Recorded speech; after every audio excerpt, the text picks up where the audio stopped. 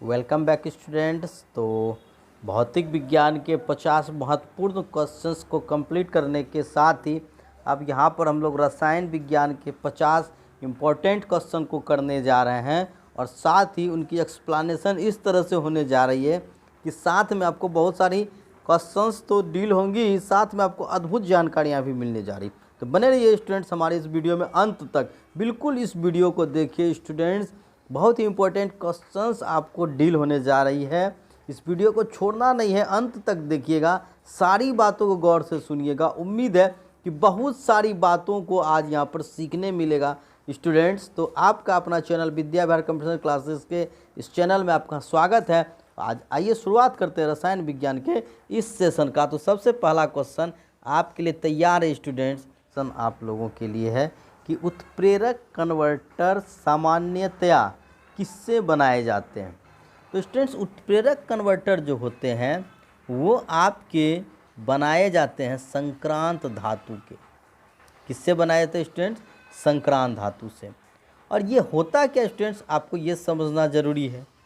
तो स्टूडेंट्स आप लोग ये चीज़ जानते हैं कि जितने भी आपके मोटर कार हैं उससे क्या होता है, विषैली गैस निकलती है धुएं के साथ में। आप तो इस बात को जानते ही हैं। विषैली गैस में कौन कौन सी गैस आती है, जैसे कि आपके nitrogen monoxide, carbon monoxide, sulphur dioxide, ये सब विषैली गैस होते हैं। तो इन सभी विषैली गैस को क्या किया जाता है स्टूडेंट्स, इसका जो उपयोग किया जाता है इनको कम करने के लिए किया जाता है मोटर कार के इंजन में। जैसे कि आपके जो संक्रांत धातु होते हैं, महंगे धातु कहे जाते हैं उनको, ये महंगे धातु हैं इसलिए इन्हें संक्रांत कहा जाता है। जैसे कि आपके प्लेटिनम हो गए, आपके रोडियम हो गए, ये सब जो धातु होते हैं स्टूडेंट्स, ये सब आपके संक्रांत धातु में आते हैं। इन्हीं धातु का उपयोग उत्प्रेरक के रूप में किया जाता है। ये क्या करते हैं, जो आपके विषैली गैस होते हैं, हैवी गैस होते हैं, उनको हल्के गैस, जैसे नाइट्रोजन मोनोऑक्साइड को नाइट्रोजन में परिवर्तित कर देना, कार्बन मोनोऑक्साइड को कार्बन डाइऑक्साइड में बदल देना। इस तरह से स्टूडेंट्स ये आपको क्या करता है, हल्के गैस में बदलकर प्रदूषण को रोकने में बहुत ही मदद करता है। आई बात समझ स्टूडेंट्स। तो बढ़ते हैं नेक्स्ट क्वेश्चन की ओर। अगला प्रश्न है स्टूडेंट्स कि मरकरी और सोडियम लैंप, स्ट्रीट लैंप किसके कारण रोशनी देते हैं। तो ये जो रोशनी देते हैं स्टूडेंट्स, ये रोशनी देते हैं परमाणु उत्सर्जन के क्रिया के कारण। आप समझना है सोडियम स्ट्रीट लैंप होता क्या है। तो सोडियम स्ट्रीट लैंप जो होता है, अगर जो ये इस लैंप एक तरह का ये लैंप ही होता है, जिसमें कि स्टूडेंट्स इस लैंप के अंदर जो तंतु लगा हुआ होता है, ये तंतु जो होते हैं स्टूडेंट्स, ये आपके बहुत स्पीड में घूमते हैं। और स्टूडेंट्स घूमने के कारण क्या होता है कि जो इसके परमाणु में इलेक्ट्रॉन होते हैं, ये इलेक्ट्रॉन से क्या होते हैं, इस पर ये आपके जो सोडियम अणु होते हैं, सोडियम अणु पर ये प्रभाव डालते हैं इलेक्ट्रॉन। और इसके कारण क्या होता है, ये सोडियम अणु के जो इलेक्ट्रॉन होते हैं, संयोजी इलेक्ट्रॉन, यानी कि उसके बाह्यतम कक्षा में, उसको क्या करता है, ये हाइयर एनर्जी वाले आपके जो ऑर्बिट होते हैं उसमें जाने के लिए प्रेरित करता है। और इसी कारण क्या होता है, ये जब हाई एनर्जी प्राप्त करता है तो ये पीले रंग का प्रकाश को ये उत्सर्जित करता है और इसी कारण ये रोशनी देता है। आई बात समझ में स्टूडेंट्स। तो आप समझ गए होंगे कि मरकरी भी इसी तरह का सिद्धांत पर काम करता है। तो मरकरी और सोडियम स्ट्रीट लैंप रोशनी कैसे देता है। बढ़ते हैं नेक्स्ट क्वेश्चन की ओर। प्रश्न है स्टूडेंट्स की आतिशबाजी में हरा रंग किसके क्लोराइड लवण के कारण दिखाई देता है। तो आतिशबाजी आप लोग देखते होंगे, जो कभी कभी आपके बम पटाखे फोड़े जाते हैं तो ऊंचाई पर जाकर फटते हैं और अलग अलग कलर दिखते हैं। तो जो स्टूडेंट्स ये हरा कलर होता है, ये बेरियम क्लोराइड के लवण के कारण दिखाई देता है। तो चूँकि अलग अलग जो होता है प्रकाश का रंग, वो सभी अलग अलग क्लोराइड के कारण या अलग अलग जो उसमें होते हैं पदार्थ के कारण होते हैं। जो हरा रंग होता है वो बेरियम के क्लोराइड के कारण होता है। बढ़ते हैं नेक्स्ट क्वेश्चन की ओर। तो अगला प्रश्न है स्टूडेंट कि सर्वाधिक इस्तेमाल में आने वाला विरंजन अभिकर्मक क्या है। तो सबसे पहले स्टूडेंट्स विरंजन को हम लोग समझ लें। विरंजन जो होता है आमतौर पर ये कपड़ों और कागज़ों का किया जाता है। तो आप लोगों ने विरंजक चूर्ण के बारे में तो पढ़ा होगा, वो क्लोरीन से बनता है। तो जी हाँ स्टूडेंट, सर्वाधिक इस्तेमाल में आने वाला जो विरंजन अभिकर्मक होता है वो क्लोरीन ही होता है। और ये क्या होता है स्टूडेंट्स, ये विरंजन करने का मतलब क्या होता है कि किसी भी प्रकार का जो आपके कलरफुल प्रोडक्ट होते हैं, यानी ये रंग से इस रंग को निकाल कर इसे वाइट बनाया जाता है। लेकिन इससे केवल रंग ही नहीं निकलता है, इसमें बहुत प्रकार के जो उसमें अपद्रव्य होते हैं, खराब पदार्थ होते हैं, वो भी निकल जाते हैं।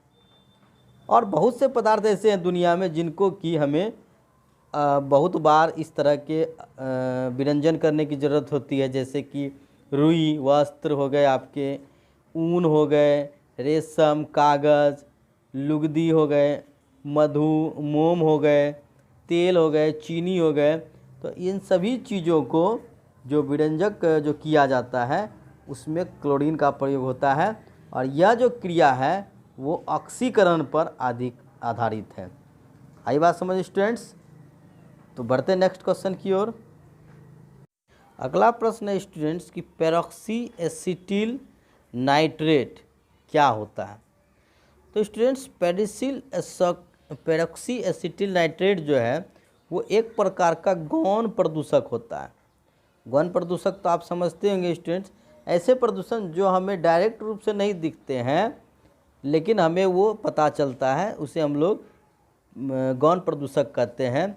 तो वो आपके पेरोक्सी एसिटिल नाइट्रेट, और इसका जो सूत्र होता है स्टूडेंट्स पेरोक्सी एसिटिल नाइट्रेट का C2H3NO5 होता है।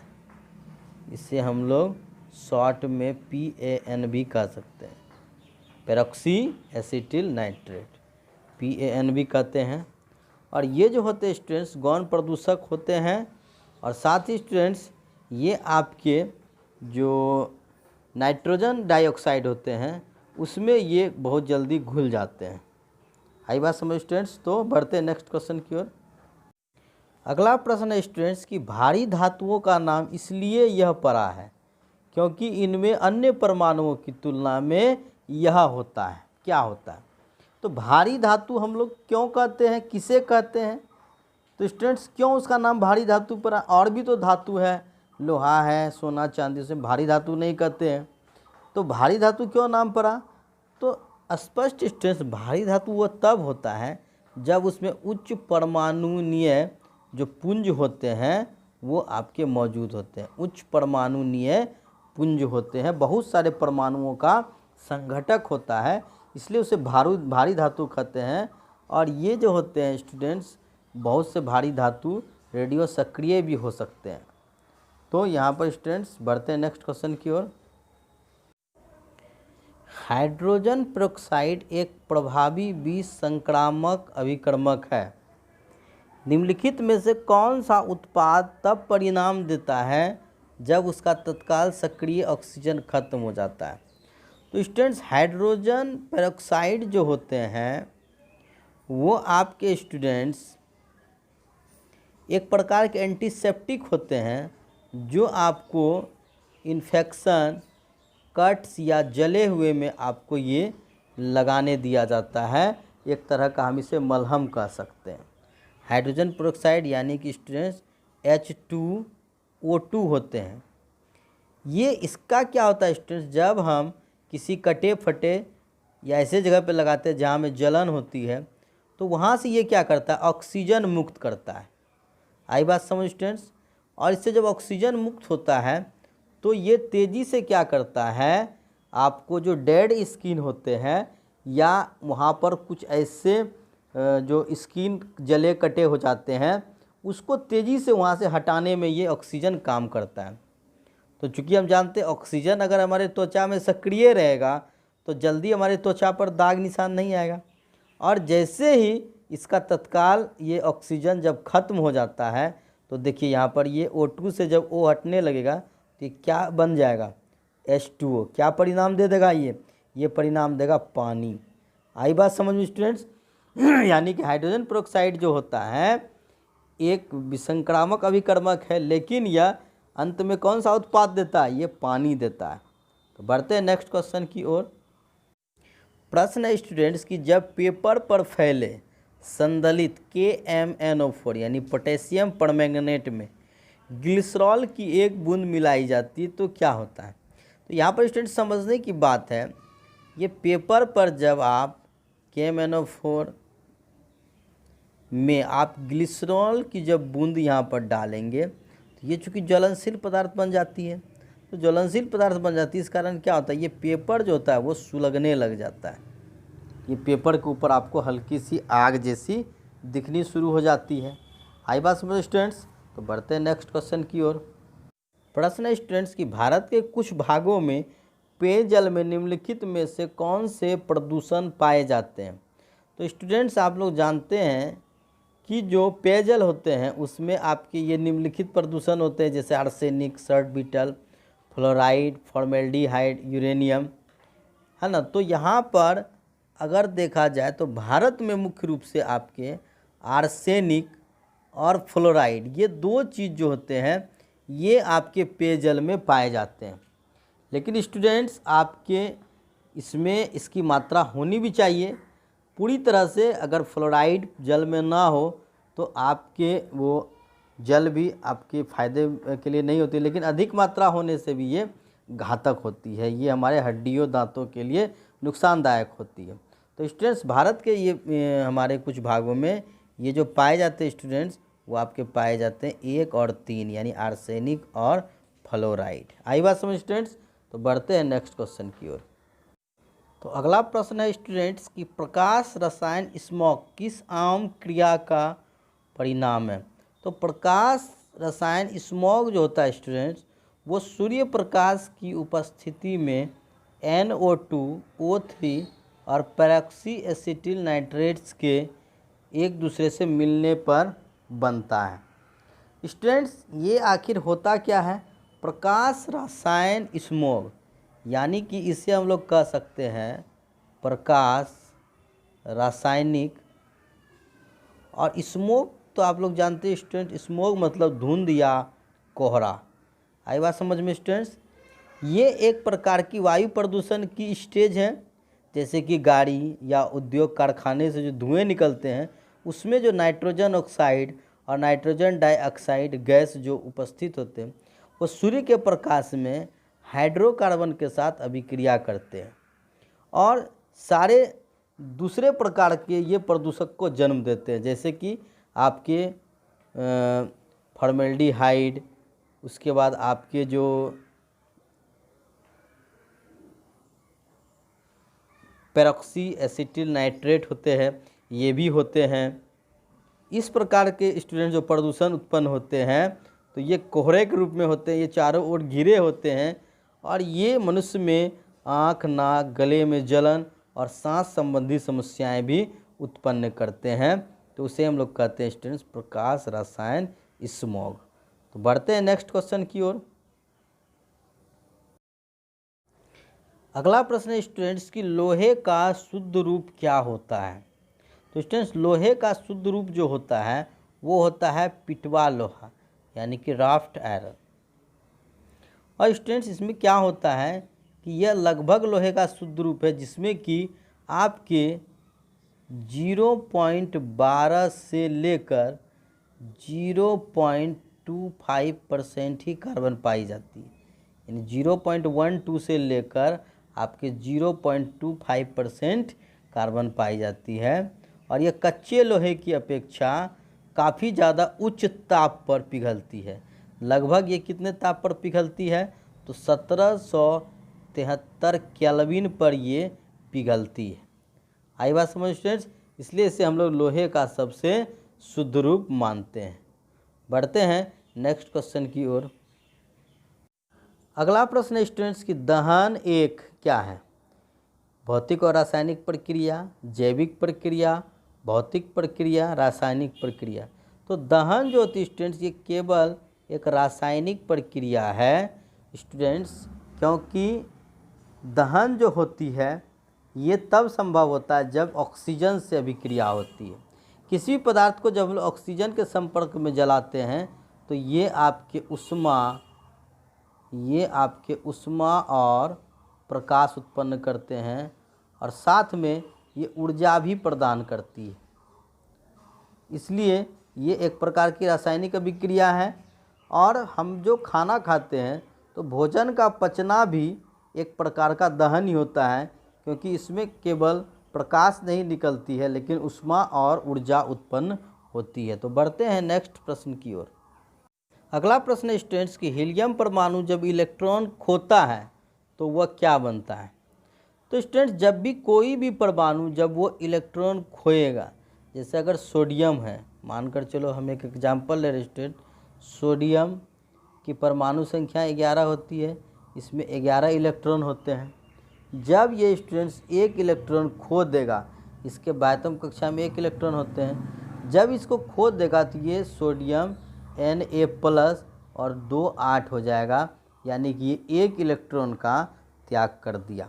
उसी प्रकार से जब हीलियम भी इलेक्ट्रॉन खोता है तो वह धनात्मक हीलियम आयन बन जाता है, धनात्मक हीलियम आयन बन जाता है। आई बात समझ स्टूडेंट्स, क्योंकि सभी जो तत्व होते हैं वो इलेक्ट्रॉन खोलने के बाद जो धनायन बनाते हैं, और हीलियम एक रासायनिक तत्व है, इसके जो होते हैं परमाणु संख्या 2 होती है, इसलिए इसके बायतम कक्षा में 2 इलेक्ट्रॉन होते हैं। इसलिए ये जब इलेक्ट्रॉन का त्याग करेगा तो He2+ ये बनाता है। आई बात समझ में स्टूडेंट्स। अगला प्रश्न है स्टूडेंट्स कि निम्नलिखित में कौन सा कार्बन का एक रूप नहीं है। तो स्टूडेंट्स, हम लोग यहाँ पे जानते हैं कि जो काजल होता है ये काला है, ये भी कार्बन का रूप है। ग्रेफाइट, तो ग्रेफाइट जो कार्बन का 2 मुख्य रूप तो है ही, हीरा और ग्रेफाइट। चारकोल भी आपके कोयला से ही बनाए जाते हैं, तो ये भी कार्बन का ही रूप है। अब स्टूडेंट्स, जो आपके हेमाटाइट होते हैं ये क्या है। ये जो हेमाटाइट होता है ये कार्बन का रूप नहीं है, बल्कि ये स्टूडेंट्स आपके लोहा यानी कि Fe का ये अयस्क होता है। हाई बात समझ स्टूडेंट्स, जो आपके हेमेटाइट है वो कार्बन का रूप नहीं है, ये लोहा का अयस्क होता है। और लोहा के प्रमुख अयस्क क्या होते हैं, हेमेटाइट, सिडेराइट, मैग्नेटाइट, ये सभी कार्बन के आपके लोहा के अयस्क होते हैं।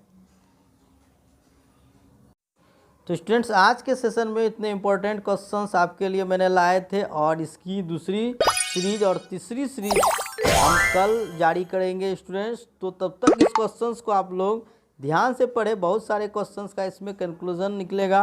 और स्टूडेंट्स, कैसी लगी हमारी ये क्लास हमें कमेंट बॉक्स में ज़रूर लिखिएगा, और साथ ही कोई प्रॉब्लम हो तो वो भी हमें लिखे, ताकि हम आप लोगों को और भी बेहतरीन तरीके से समझा सकें।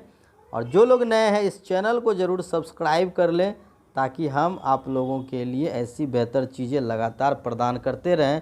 तो मिलते हैं एक नए क्लास के साथ, तब तक के लिए गुड बाय।